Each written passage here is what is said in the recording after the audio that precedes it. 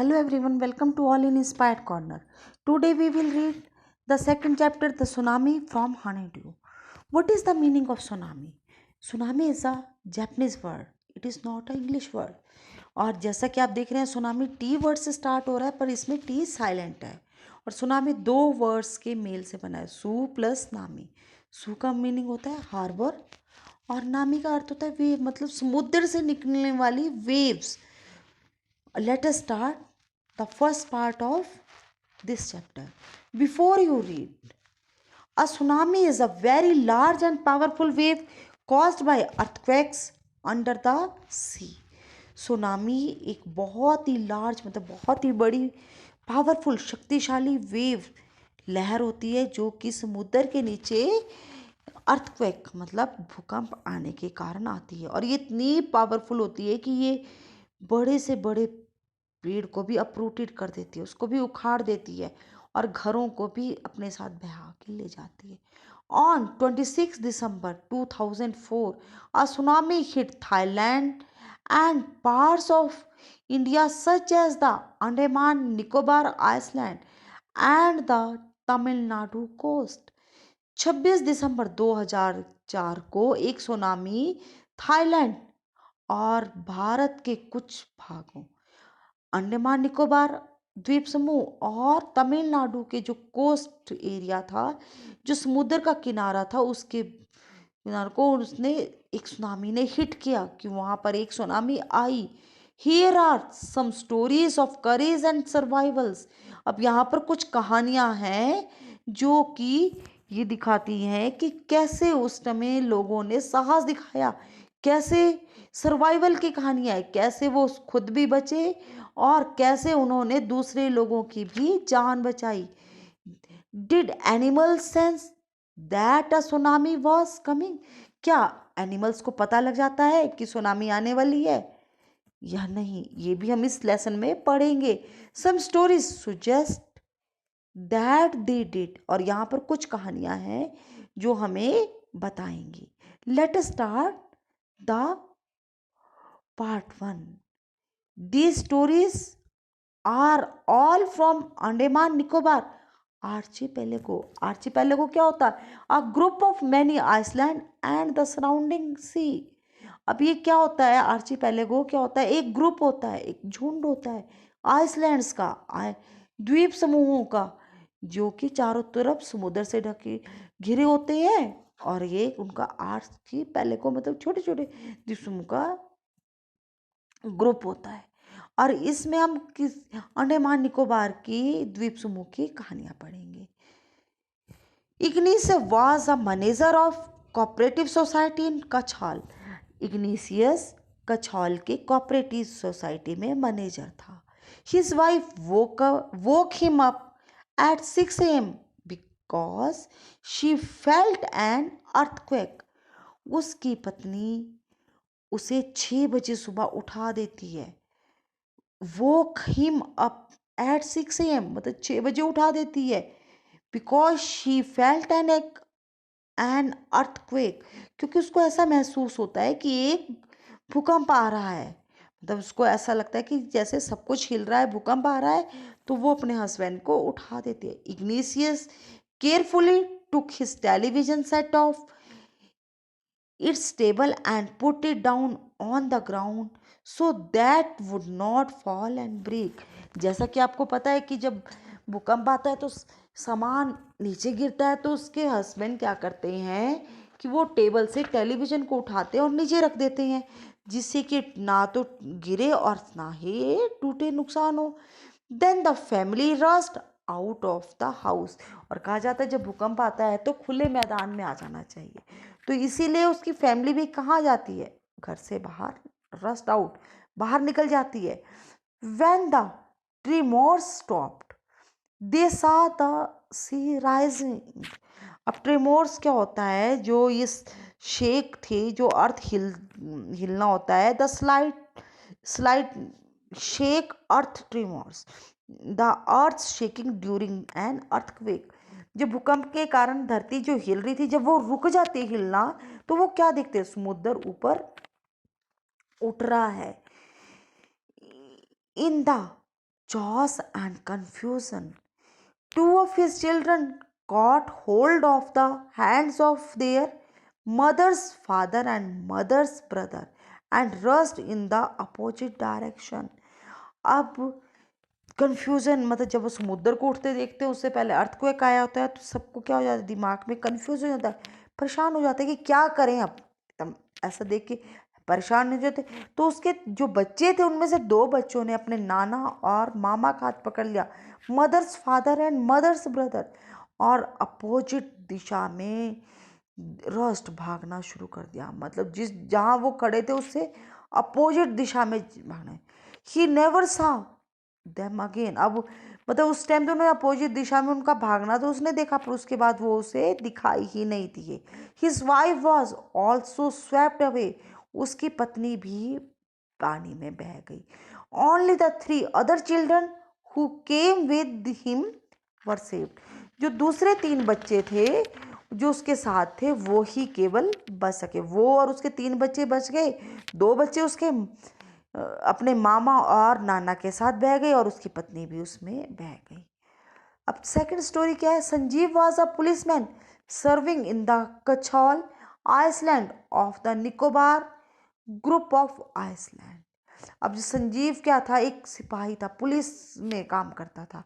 वो भी कछौल में काम करता था जो कि निकोबार द्वीप समूह में था। ही somehow managed to save himself, his wife and his baby daughter from the waves. उसने किसी तरह अपनी पत्नी और अपनी छोटी सी बेटी को और खुद को बचा लिया था इन वेव से, इन लहरों से।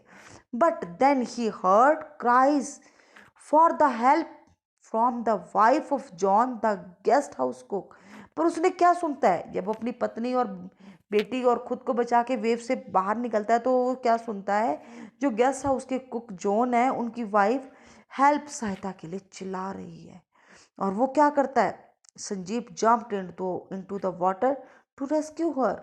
और वो जब हेल्प के लिए चिल्ला रही थी तो वो क्या करता है कि वो पानी में उसको बचाने के लिए कूद जाता है।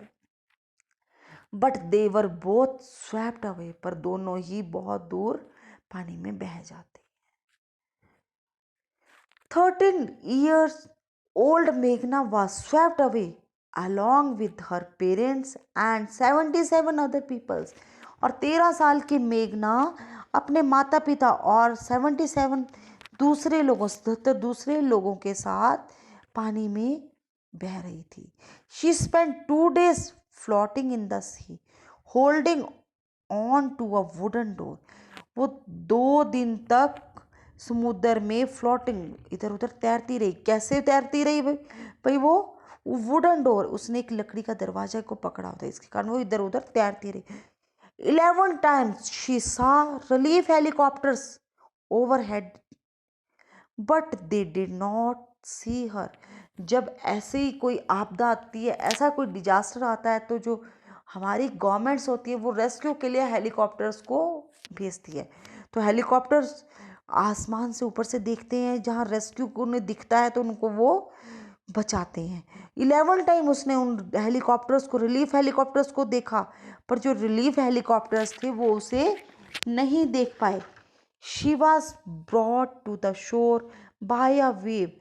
और फिर वो एक वेव, एक लहर के से वो किनारे पर, शोर मतलब समुद्र के किनारे पर वो पहुंच गई।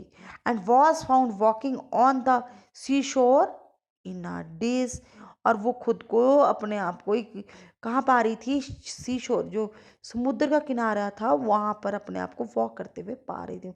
मतलब वो वहाँ पर पहुँच गई और वहाँ से फिर वो निकली। एल्मसजेव वॉज अ 10 years old।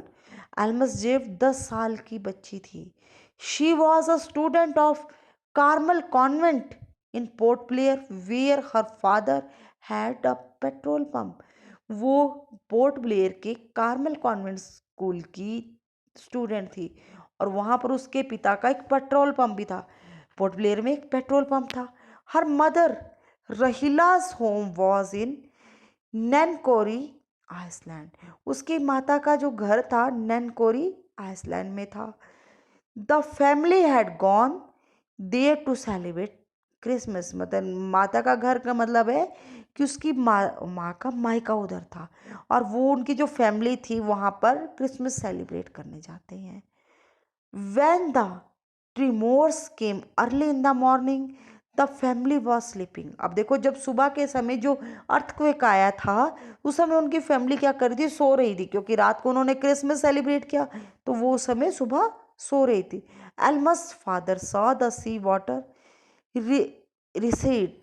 अब एल्मस के फादर क्या देखते हैं कि जो समुद्र का पानी है मूव बैक, पीछे को जा रहा है। वेरी इट वाज, अब वो देखते पीछे को जा रहा है। He understood that the water would come rushing back with great force, और वो समझ जाते हैं कि ये पानी पीछे को जा रहा है तो ये ग्रेट फोर्स से, बहुत ज़्यादा ताकत से कैसे आगे को एकदम आएगा। He woke everyone up and try to rush them to a safer place, और वो सबको उठाते हैं और एक मतलब सेफर सुरक्षित जगह पर भगाने की कोशिश करते हैं। मतलब वो पूरी फैमिली को बचाने के लिए उठाते हैं और सेफर जगह सुरक्षित स्थान के लिए भागते हैं। As they ran, her grandfather was hit on the head by something and he fell down. और जैसे ही वो भागते हैं तो जो एल्मस थे उसके जो दादाजी थे, ग्रैंडफादर थे, उनके सिर पर चोट लगती है और वो नीचे गिर जाते हैं। Her father rush to help him, अब उसके पिता जो एल्मस के पिता थे वो उन्हें बचाने के लिए उनके पास जाते हैं। Then came the first giant wave that swept both of them, और उतने में एक जेंट क्या होता है, एक दानव के आकार की बहुत बड़ी वेव आती है और वो उन दोनों को बहा के अपने साथ ले जाती है। Almas mother and aunt stood clinging to the leaves of a coconut tree.